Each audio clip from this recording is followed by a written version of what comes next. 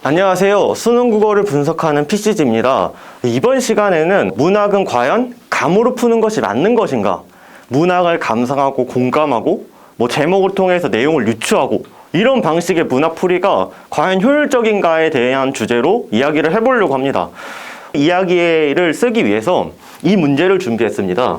이 문제 같은 경우 상당히 논란이 됐던 문제입니다.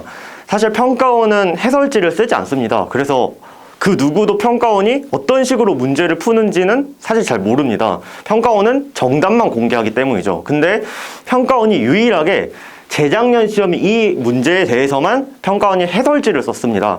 전체 문제에 대한 해설지는 아니고요. 평가원이 수능 국어는 이런 식으로 공부하라 라는 그 평가 지침서에 이 문제에 대한 해설이 수록이 되어 있었습니다. 이 문제가 꽤나 논란이 됐었는데요. 이 문제가 논란이 됐던 이유는 EBS의 해설지와 여러 인간 강사들의 해설 강의와 이 5번 선지에 대한 평가원의 해설지의 내용이 서로 상충이 됐기 때문입니다. 서로 달랐기 때문이죠. 이 5번 선지에 대한 이 논쟁이 있었는데 사실 엄청나게 크게 이슈가 되지 않았던 건 정답을 고르는 데는 크게 상관이 없었기 때문입니다. 하지만 이 정확한 판단 방식에 있어서는 문제가 됐었는데요. 이게 왜 오류가 생기고 왜 평가원과 그들의 해설이 달랐고 그렇다면 이걸 바탕으로 왜 학생들이 문학을 풀 때 어려워하는지에 대해서 오늘 한번 이야기를 해보려고 합니다. 사실 문학이라는 건 굉장히 주관적입니다. 제가 어떤 친구랑 얘기를 할 때도 제가 말하려고 하는 의도와 상대방이 알아들은 그 뜻 자체가 오해가 생겨서 잘못 받아들일 수도 있고, 그리고 어떤 영화를 보더라도 이런 경우 보셨을 거예요. 나는 재밌게 봤는데 평론가 평점이 안 좋네? 이런 경우를 되게 많이 봤을 거예요. 그러니까 영화나 어떤 사람이랑 대화를 한다거나 이런 것들은 모두 주관적인 영역이기 때문에 사람마다 받아들이는 생각이 다 다릅니다. 마찬가지로 이 문학 같은 것들도 작가가 하고 싶은 말을 소설이면 소설, 시면 시의 형태로 작가의 생각을 전달하기 위한 도구죠. 그래서 문학 같은 경우도 사람마다 이 문학 작품을 보고 드는 생각이 굉장히 다양합니다. 그런데 여기서 의문이 생기죠. 평가원은 객관식 시험이고 이 문학을 객관화를 시켜서 문제를 내서 어떤 누구도 논쟁의 여지 없이 반박할 수 없이 정답이 딱 하나로 결정이 돼야 되는데 문학 작품을 보고 사람마다 생각이 다 다르면 이건 분명히 논쟁의 여지가 생기겠죠. 나는 이 지문을 이런 식으로 봤는데 답지는 이게 아니야. 그러면 나는 이렇게 생각했는데 왜 틀려? 라고 얘기를 할 수도 있는 거죠. 그러니까 평가원은 문학을 시험으로 내려면 문학이라는 이 주관성을 객관화시키는 작업이 필요합니다. 그런데 아직까지 현존하는 이 국어 시장에서 수능 국어를 푸는 방식이 문학을 감상하고 글을 감상하고 공감하고 이런 방식에 치우쳐져 있다 보니까 오류가 날 수밖에 없다라는 생각이 듭니다. 왜 제가 오류가 날 수밖에 없다라고 얘기했는지 이 문제를 통해서 한번 자세히 살펴보도록 하겠습니다. 재작년 고전시가 33번 문제고요. 저희는 논란이 됐던 5번 문제만 한번 보도록 하겠습니다. 5번 문제고요. 그리고 지문이 이렇게 나와 있었습니다. 멈춰보시고 풀어보고 싶으신 분은 한번 풀어보셔도 괜찮습니다. 이게 나지문이고요. 이게 EBS 해설이었습니다. 보면 판단 방식을 좀 잘 보시면 좋을 것 같아요. A에 대한 근거를 A의 하늘 삼긴 인의 궁을 설마한들 어이하리는 가난을 운명적으로 수용하는 자세와 관련이 있는 것이지 초월적인 존재를 예찬하는 오조를 취한 것은 아니고, B에 대해서는 아마도 하느님 너희 삼길째 날 위하여 삼기셨다도 하느님이 화자를 위해 면화와 별을 만드셨다는 생각에 담겨 있는 것이지 이를 초월적인 존재를 예찬하는 어조를 볼 수 없다. 이렇게 나와 있죠. 어떠신가요? 굉장히 막막하지 않으신가요? 이 문장을 보고 저는 다른 생각을 할 수도 있을 것 같아요. 다른 친구들은 이거 보고 또 다른 생각을 할 수도 있는 것 같고, 지금 보면 판단 방식 자체가 문장 위주의 판단을 합니다. 이 문장 전체를 봤을 때 이렇게도 생각할 수 있지 않아? 라는 식으로 해설을 하게 되죠.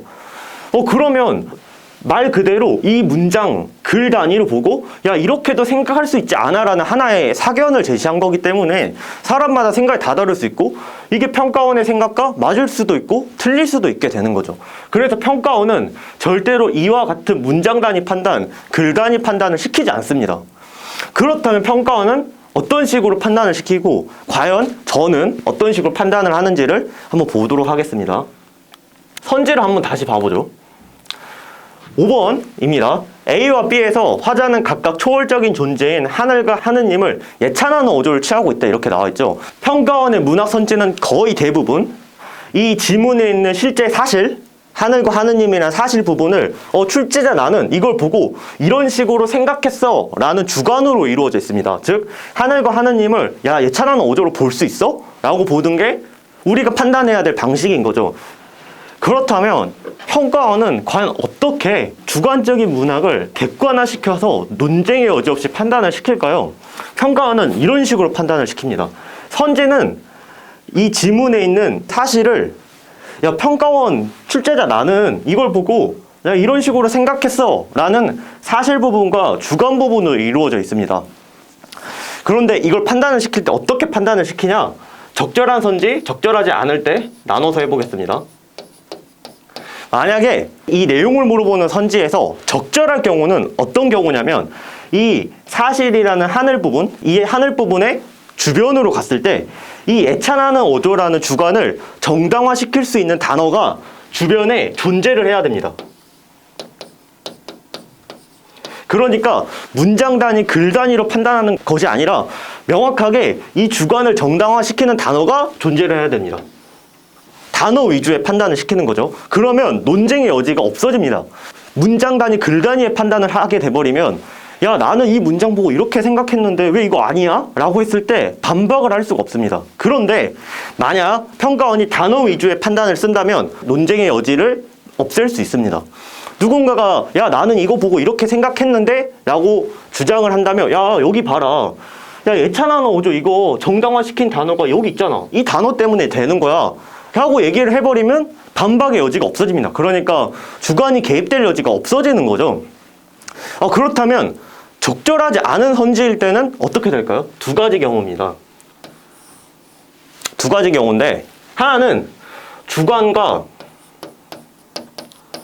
반대되는 단어가 있습니다. 주관과 반대되는 단어. 그러니까 여기서 보면 이 예찬하는 어조와 정반대가 되는 단어가 이 사실의 주변부에 존재를 하면 이 선지 적절치 않게 되는 겁니다. 만약 다음 경우 그게 아니라면 이 예찬하는 어조라는 주관을 정당화시킬 단어가 주변 앞뒤 한 문장에 없으면 평가원은 적절치 않은 선지라고 보는 겁니다. 자, 이거에 대해서 한번 자세하게 이 문제를 통해서 한번 봐보겠습니다. 자, 여기 보시면 하늘이라는 사실 주변에서 제가 예찬하는 어조를 정당화를 시켜야 돼요. 근데 여기 궁이라는 단어와 빈천이라는 단어는 가난함을 뜻하는 뜻이죠. 즉 부정적인 단어입니다. 근데 예찬하는 어조는 긍정적인 단어를 나타내는 거죠. 그러니까 이 궁과 빈천이란 단어가 선지의 주관인 예찬하는 어조와 정반대되는 단어입니다. 그러니까 적절치 않게 되는 거죠. 자, 그리고 나입니다. 나에 대해서 얘기를 해볼 건데요. 자, 지문의 사실 부분이었던 하느님이 여기 있습니다. 그렇다면 이게 만약 적절한 선지가 되려면 예찬하는 어조를 정당화시킨 단어가 주변에 있으면 됩니다. 근데 여기 보시면 날 위하여라는 워딩이 있습니다.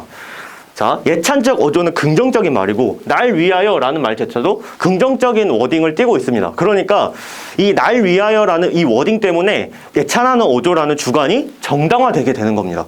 이게 제 판단 방식입니다. 평가원을 분석한 결과 제가 문학을 판단하는 방식입니다. 그렇다면 평가원은 과연 어떻게 판단을 할까요? 제 판단 방식과 한번 비교를 해보겠습니다.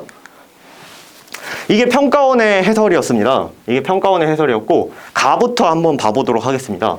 가에서 판단을 하는 기준이 자, 하늘은 화자에게 빈천한 운명을 부여하고 수용하고 체념하게 만드는 존재로서 체념의 어조를 이끌고 있다. 그러니까 예찬하는 어조가 아니다라고 주장을 하죠.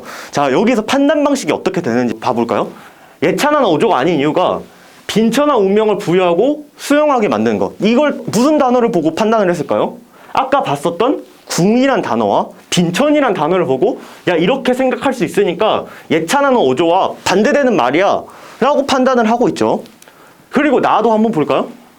나에서는 하느님은 화자를 위해 면화와 별을 만들어낸 존재로서 화자는 하느님의 은혜에 깊이 감사하며 예찬하는 모습을 보인다. 예찬하는 모습을 보이는 근거를 뭐로 잡았죠? 화자를 위해라고 잡았습니다. 이 화자를 위해라는 아까 그 워딩이 날 위하여라는 그 워딩을 보고 아, 화자를 위해서 이렇게 해줬으니까 예찬원 오조라고 볼 수 있지 라고 판단을 한 겁니다. 즉 평가원은 문장 단위, 글 단위의 판단이 아니라 이렇게 명확하게 딱 떨어지도록 단어 위주의 판단을 했던 겁니다.